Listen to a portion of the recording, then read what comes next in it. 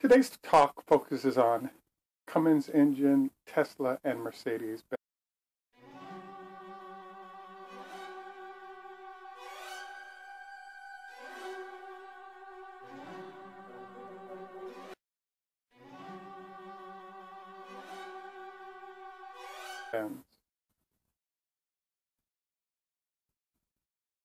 This is Greg for Tesla Fan Insight.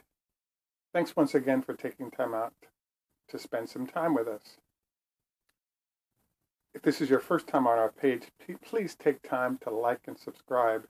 If you're a returning guest, welcome back.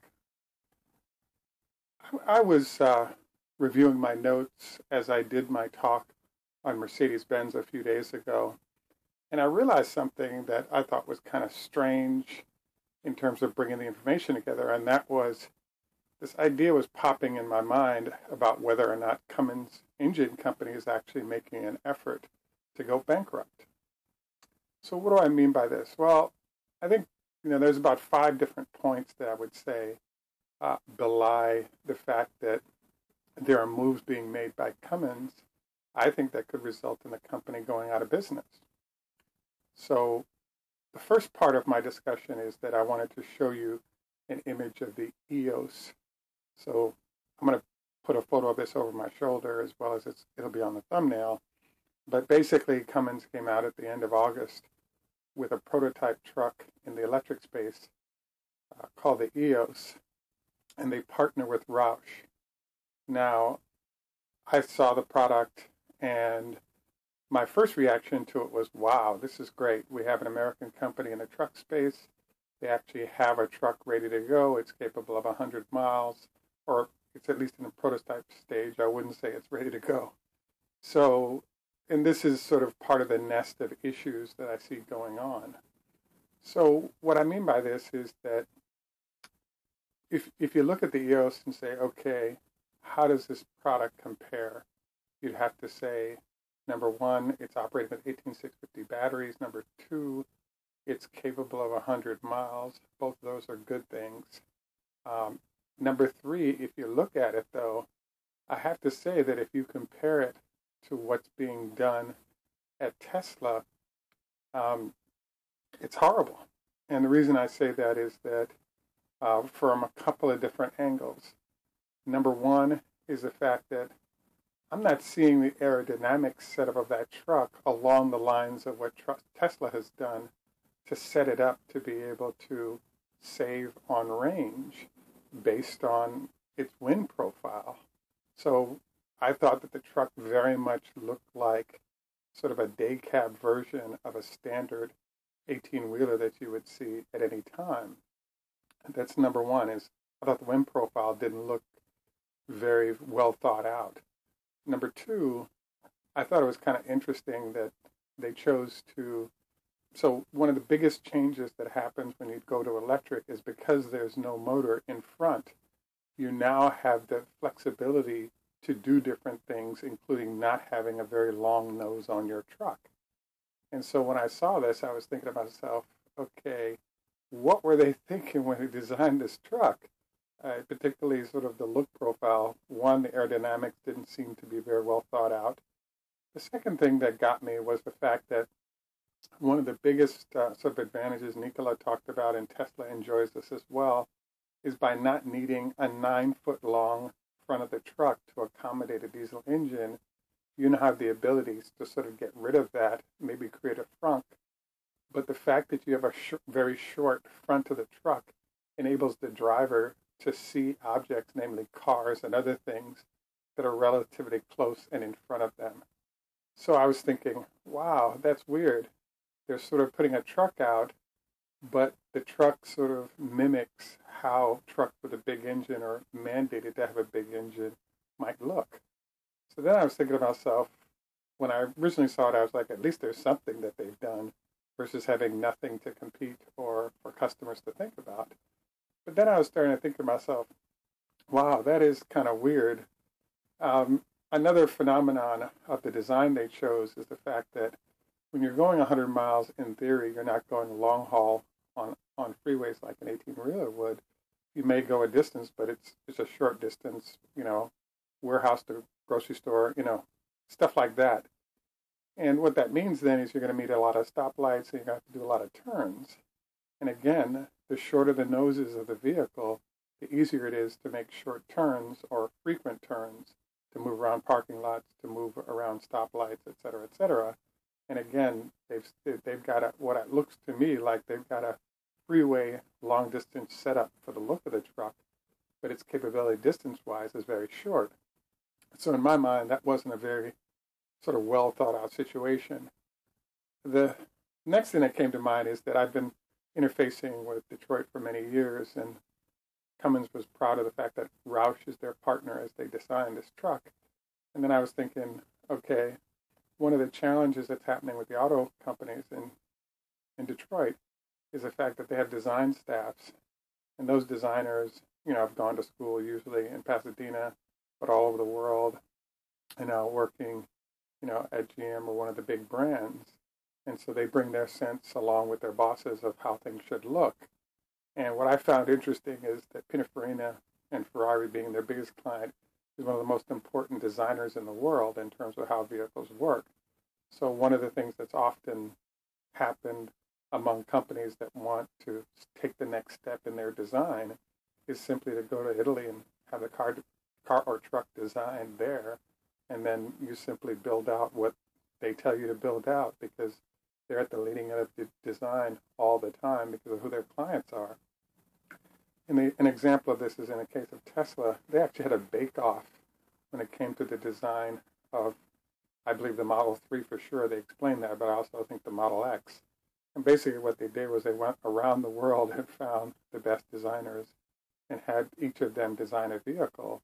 And then they chose sort of the best of that list. So there's no ego attached to it. They could put something on the street that optimizes wind flow / air across it, also optimizes look based on what these designers have been involved with for 40 or 50 years.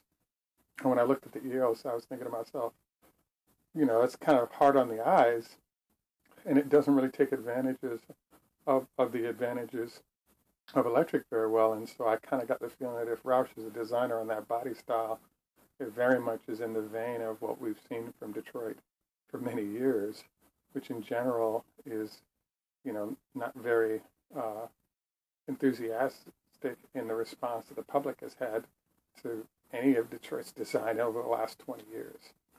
So after I finished all this, I was sort of thinking through this whole process, and I was thinking, how does Mercedes handle business when it comes to their e-trucks, if you will? And so, as you all heard me say in other posts, Daimler-Benz Mercedes started designing their e-truck kind of with the help of Tesla back in the 2008-2009 frame. So they, every year since 2009, have been working on and putting out newer and newer versions of the electric driven trucks and vans. So as of 2016, at the beginning of 2016, they actually built and distributed 150 vehicles around the world, different to various customers, to try out and see what they thought, as well as find out any issues. And after that, it resulted in 2017 to them now taking orders on those trucks, and all their customers are really happy with them and using them, particularly at the Class 6 level.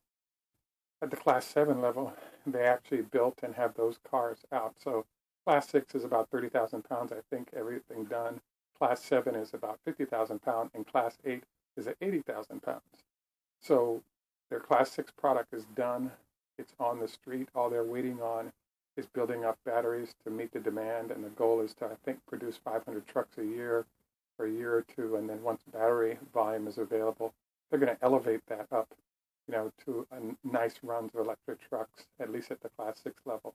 At Class 7, they're almost a year in to having engineers follow customers with those products to kind of see how that is working before they move that into full production, especially, again, as they get batteries going. So my brain was kind of screwed up because I want American companies to do well and win, like Cummins, because I know a lot of the management great guys there.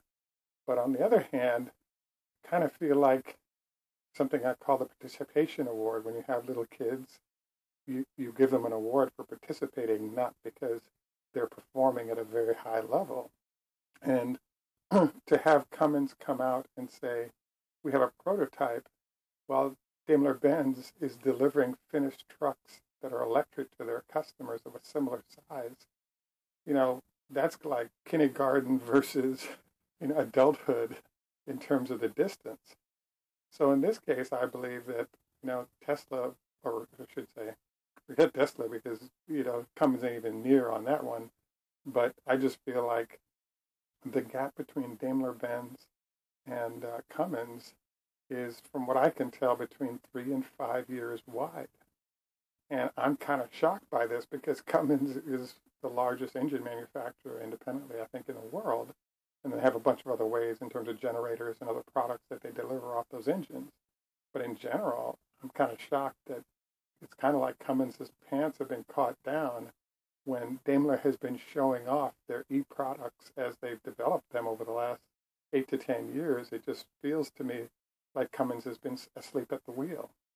So frankly, this really, as I sort of got into this more, I kept thinking to myself, man, if they fired the CEO of Ford for not being fully ready for the E and autonomous world, did they fire the CEO of Cummins, even though he was a classmate of mine in college, actually?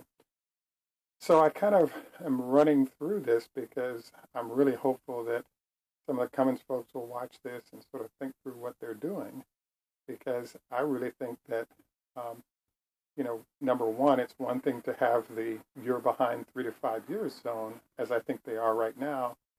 But the next question is, is the executive and management team responding to where they're at in terms of building their products? And the answer is, to my understanding, the CEO's attitude and statements reflect the fact that they're claiming that the marketplace really isn't ready yet for a Class 8 electric vehicle, and therefore diesel will be sort of the norm for the next 5 to 10 years. So they're making moves to make changes. But I don't see any sense of urgency whatsoever, hence me wanting to do this post. So I'm fascinated because now you have an interesting situation happening, which is as Tesla is getting ready to bring out their Class 8 vehicles. And by the way, Daimler can't mess with Tesla in the Class 8 stage because they don't have the battery capability that Tesla has to deliver on a Class 8 truck that has the same freight carry as a diesel. So it's an interesting situation because right now, Daimler is still 3 or 4 years behind Tesla, and Cummins is, I think, 3 to 5 years behind Daimler in terms of building a product and having it ready to go to market. The next issue that pops up in my mind is it's nice that Cummins is got something that's on the street and moving, but I'm wondering how it affects its future, because if you think about it, an ICE engine has like 2,000 parts in it, whereas those those motors that run the back wheels of, let's say, a Model S only have 17 moving parts. So they'll put one on either side. So, call it 50 moving parts in the primary engines, if you will. So the future, I think, for the engine manufacturer, in this case Cummins, doesn't make sense to me. And it doesn't make sense because if you have a truck that has 2,000 parts, you can make money incrementally on each of those parts and differentiate your products across what those parts do. But when you jump over to electric, all of a sudden you may face the possibility that you can't differentiate yourself from others because there's a relatively low number of parts, number one, and number two, how you differentiate in that sphere might be harder to do. I believe Cummins may have to go for what I call the nuclear option, and what that means is that if you have market cap right now, what I'm thinking about is in the case of AOL, AOL had a very high market cap, and what they did was they went out and bought a bunch of companies. That way, when their stock fell, they had all these assets they could lever off of to keep going as a company.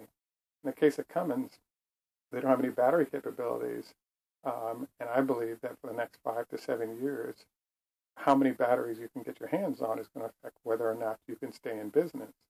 So the fact of the matter is that I really think that Cummins needs to consider vertical integration into the drivetrain that's electric or into batteries Otherwise, by the time the whole marketplace is set, they'll disappear as a company.